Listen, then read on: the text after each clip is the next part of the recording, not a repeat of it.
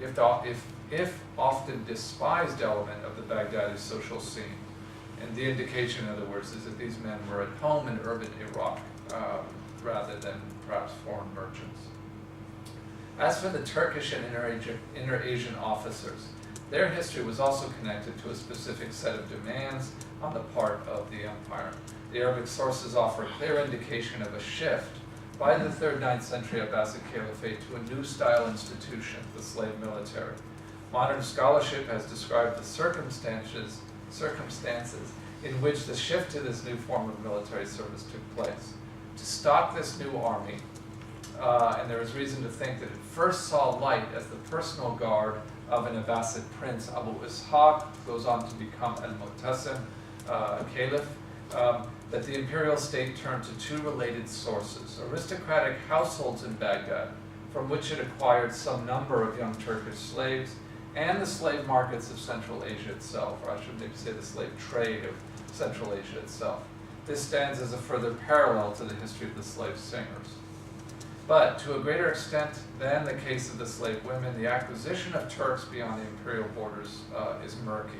The clearest references, and there are very few, concern the delivery of Central Asian slaves by Abbasid governors and other imperial agents.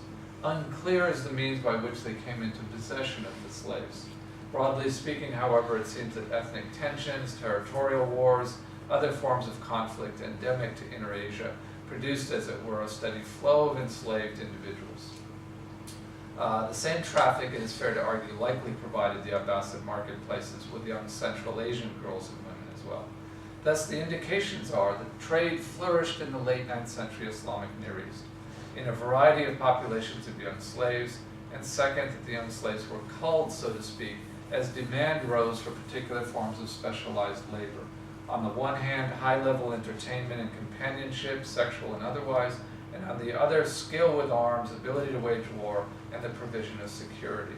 It might be added that Turkish units, outfitted in fine uniforms, were used for ceremonial purposes as well, and it seems clear that Turkish boys, much like their female counterparts, were sought out in elite Abbasid society for sex, entertainment, companionship, and so on. There was overlap, to what extent we're not quite sure, but in these two currents or two branches of slave labor. And so as regards these two currents, the evidence is varied in some respects even detailed. The indications concern in some the kinds and dynamics of market demand, the variety of acquisition, and the provision of the human products.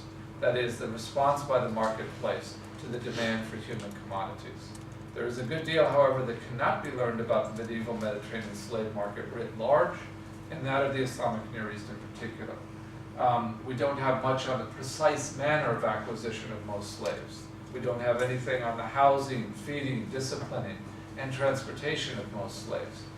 We don't have much on the particular mechanics of particular mechanics of sale and purchase in the slave houses of Baghdad and Samarra, and a number of other issues. As regards the housing and care of slaves, there is a reference to a Dar al-Raqiq, the house of slaves, or the slave's house, located in central Baghdad. The site was used, as it appears, to house particular kinds of slaves, described by one source as having been acquired, quote, from many provinces, end quote, and responsibility for whom was assigned to the palace chamberlain. But the reference is brief, as is a valuable but passing remark regarding the Abbasid-era slave market building in Samarra. Like many other such references, these indications provide little by way of, say, hard numbers or information on the mundane day-to-day activity of the slave market itself. There are also few indications regarding how young slaves lived and worked in whatever situation it was they found themselves in, the vast majority probably becoming ordinary domestic slaves. Archaeological work, at least in Samarra, has yielded perhaps telling clues as regards the Turkish rank and file, the soldiers, but no such work seems possible for Abbasid Baghdad because almost nothing survives of Abbasid Baghdad. On the manner of training, the two populations of slaves under discussion here receive specialized training in their respective spheres of activity. There are references to the education received by the young singers. Crudely put, this refers again to the fashioning of raw material into finished products. The indications are that Basra, the southern Iraqi port city that also functioned in the early Islamic period as a religious and cultural hub, produced such women on a regular basis, as did the city of Medina. But to date, next to no information has come to light regarding the formation of the young Turkish military recruits, either as guardsmen or as field troops. The primary sources indicate that there was a widely held perception of the Turks as hardy warriors, particularly skilled in horsemanship and use of the bow. Modern scholarship has too often echoed the point in arguing for the contribution of the Samarra Turkish fighters. The problem, however, seems to be one of confusing cultural perceptions, which may well have been grounded in reality, with the performance of these particular recruits, if in fact they arrived in Abbasid Iraq as boys.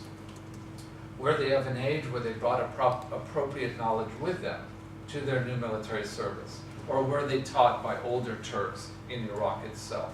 We can only speculate.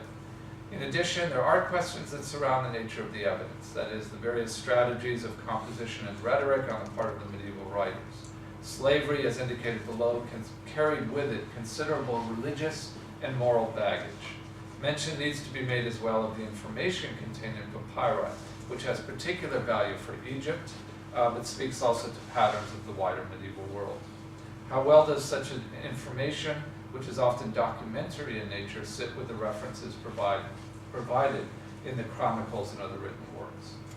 We also need to consider closely the relationship of slavery to such patterns as gender relations, domestic organization, ethnicity, minority standing vis-a-vis majority Islamic society, and so on. A further question that may be difficult to come to terms with, as well, is what part of the overall Abbasid economy was devoted to slave trading. No slavery system obviously operates in a vacuum. Okay, so much evidence points then to the arrival into 9th century Abbasid society of both populations of young slaves. No less a body of evidence exists that the members of both groups remained in Iraq, not only in pursuit of their respective livelihoods, but in the case of some number of slaves, in the production of families and offspring.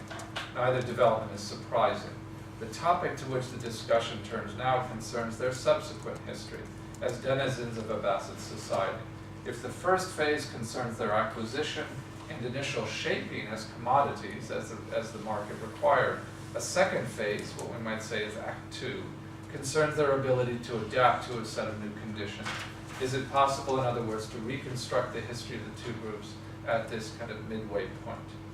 The effort can only be partial at best. The Arabic sources contain many passing references to unnamed slaves, be they eunuchs, Turkish men-at-arms, young male and female servants, urban thugs, barmaids, prostitutes, singing girls, and a number of other categories. The anecdotes in which such references occur, imagine them as participants in urban society at large. Such references occur particularly often in the works of Arabic belles-lettres, adab, a category in which we can include Isfahani's Agani. Many, if not most of these references are certainly to social types, that is, to imagined individuals playing out a given role. But the references may offer some indication of the social composition of the wider urban populace. Here the point is that apart from using such individuals to populate their stories, medieval authors mostly ignore the individuals in the social strata from which they hailed, slaves or former slaves included. They disappear as quickly as they surface. It is a problem that operates on several levels and affects our understanding of slavery in the early Islamic period. Put simply, and it is difficult to do the topic justice in just a few words, the authors of the relevant sources seldom address the achievements of any but the elite, understood variously as the political, religious, and cultural upper crust. They say little of peasants, nomads, tribesmen, and the same holds for the great majority of the individuals under consideration here. But the picture is not entirely bleak. The passing references to non-elite female slaves, the usual term is jariya, jawari in the plural, are many and varied, and it may be possible to elicit clues to wider social patterns. The effort in part would be to join such findings to the information on hand concerning the elite singers and a few other slave women who do rise to prominence.